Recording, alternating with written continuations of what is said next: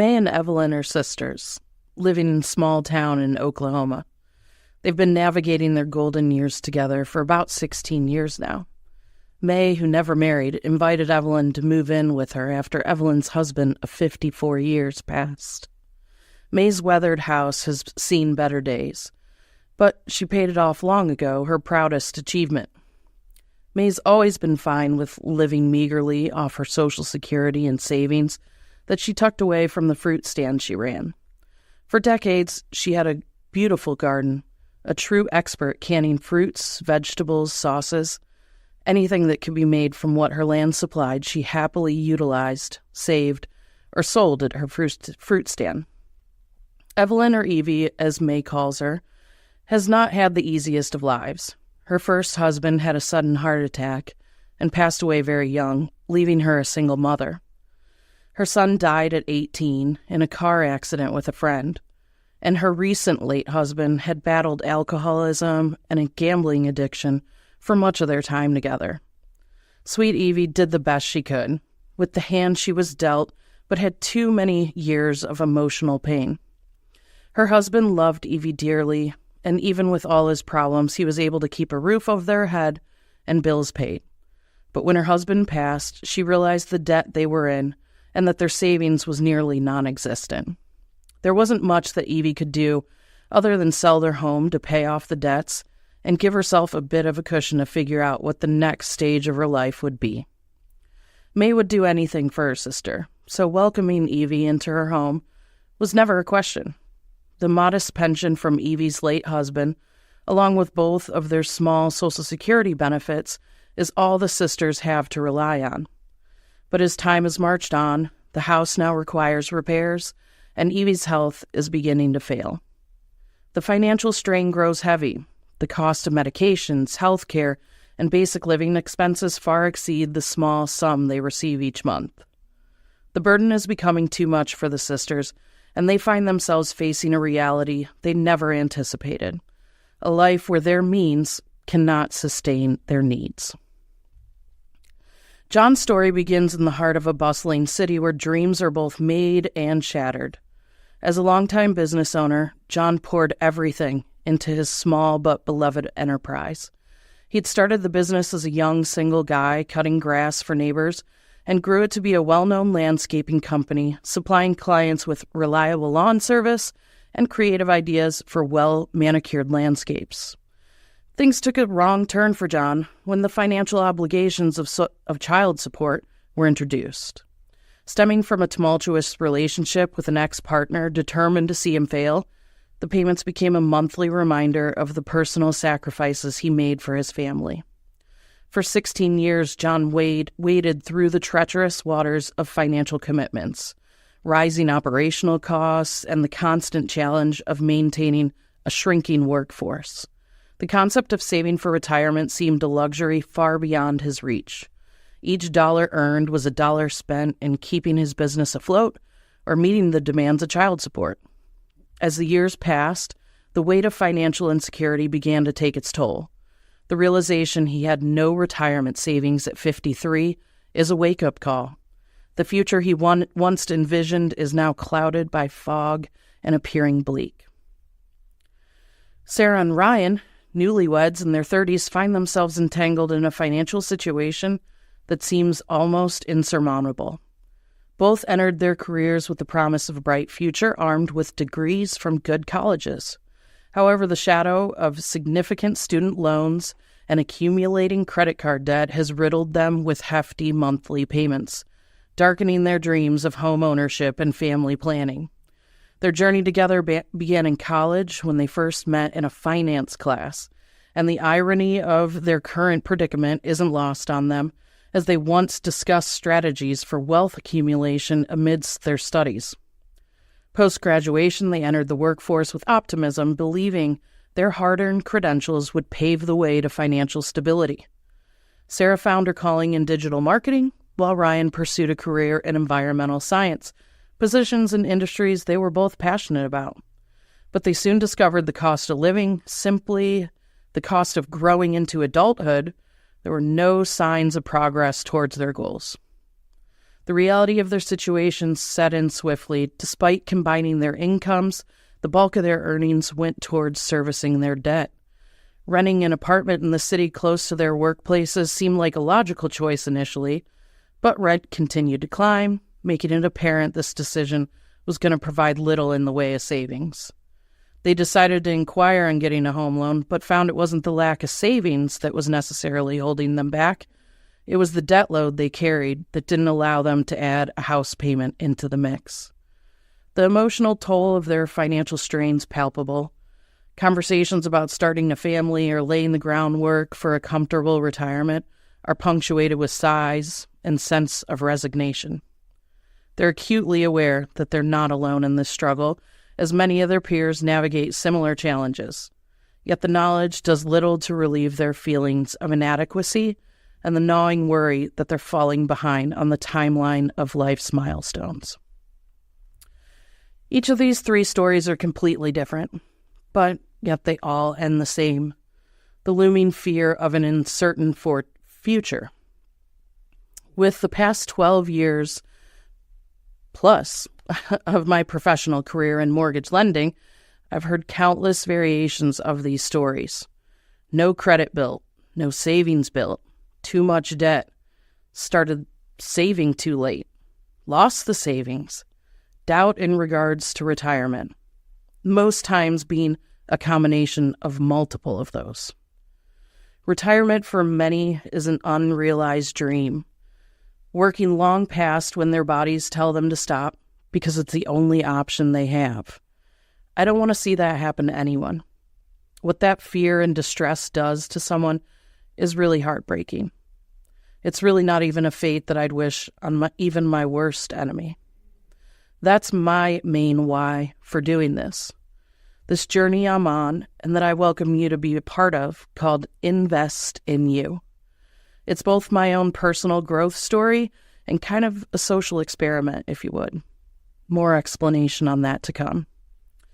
You see, I'm working to change my future for the better, and I hope to help some others to do the same along the way.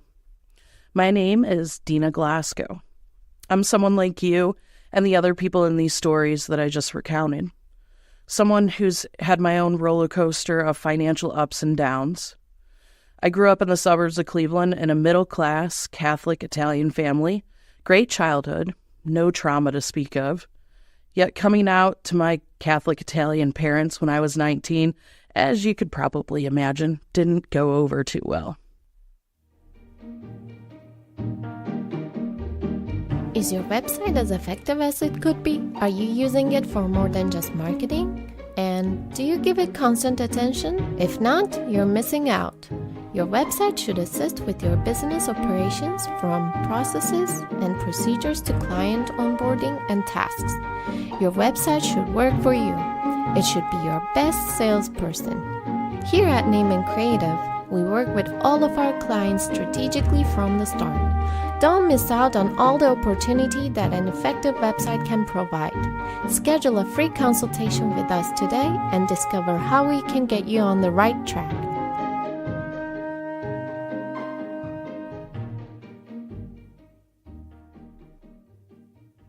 I was going to have to pay for college on my own, which at the time I thought would be impossible where I was. I was going to have rules set on my newly found adulthood, and they were definitely going to work on praying the gay away. So I decided it was time to go. I left home with $50 that a friend's mom gave me, actually. My clothes and my only real belonging at the time, a Philips TV set. Luckily for me, my girlfriend at the time is a triplet and had 2 sisters living down in Columbus on Ohio State University's campus. One of the sisters had a roommate that just quit college, leaving behind a mattress and an empty room to fill. After a vote from the other roommates, they decided they'd give me a shot if I promised to get a job immediately and start paying them the agreed-upon rent. And so I figured it out. I got a job at Wendy's, started donating plasma a couple times a week, not something I would suggest. I was going to do whatever I could to make this work and prove I could handle life on my own. I rolled that into restaurant work until I could start bartending, then bartending until I figured out I wanted more skills, entered into trade school in the electrical union, where I was the only woman in the IBW trying to become an electrician. It seemed to me the fully male-dominated boardroom didn't want the liability of a woman electrician, so they offered the low-voltage apprenticeship to me. I took it reluctantly, but figured I'd prove to them what I could do in the end. That end turned out to be leaving the apprenticeship to follow a new route and go the route of a non-union worker. I traveled the U.S. for about 6 years, visiting places that I would have never gone to on a vacation, but places that I was so happy to have ran into along the way. At that point, I actually met my wife. Our story is a pretty amazing one, and someday you might get to hear a bit about it. But that's when I decided, life had to change. I'd actually bought my house at one point, shortly before I quit my apprenticeship. Well, rather, they let me go. Layoffs took a turn when the housing market crash started to present its ways, and there was no place for me. But the terror of new home ownership needed a different route, so I jumped on that train of traveling and found my way through it in the end. I worked my way up the ladder. I became a foreman, a lead technician. I ran jobs. I started to learn what it meant to be an adult and own a home and figure out life as it came around. And once I met my wife and decided it was time to get off the road, that's when I started to really look to real estate. I knew that I loved everything about it. I was so proud when I got my first home. I knew that this was always going to be something for me. But got my real estate license, and then life decided to laugh at me again when the housing market crash truly happened, and I had to pivot once more, leading me into mortgage lending. Mortgage lending has taught me a lot in my life and really turned me into the person that I am today. I started teaching myself about all kinds of things outside of mortgage lending, investing in stocks and learning more about business and how businesses should be ran. Looking at business owners' financials and not understanding how they made the choices that they did was something that I knew I wanted to avoid in my own lifetime. So that's what's brought me here. It's time to make another change. Time to see my dreams realized and start showing people that it doesn't matter your age. It doesn't matter where you're at in life. That once you have a goal, there's no turning back from it. I'm 151 days into my own INNVESTNU journey. What started out as a revamp of my own health and wealth and emotional mindset has become something a little bit bigger than myself that I've wanted to start sharing to help other people recognize what is possible, to help them identify their own goals, to see in between the lines of what has been brewing in their own lives. No matter your background, at some point in our lives, we all deal with ingrained theories and fears that were trained into us through our parents or people that surround us. People either learn from their parents what they think is the right way, or they learn from their parents what is overtly obvious to be the wrong way in dealing with finances. Generational financial trauma is a real thing.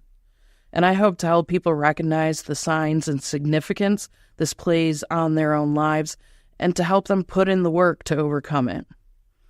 I want the discussion of money, financial literacy, and the creation of generational wealth to be less taboo, for people to understand they don't need millions or even thousands to make their way to financial freedom. I want to help people break down the barrier walls they use as a defense mechanism when asked to talk about their finances.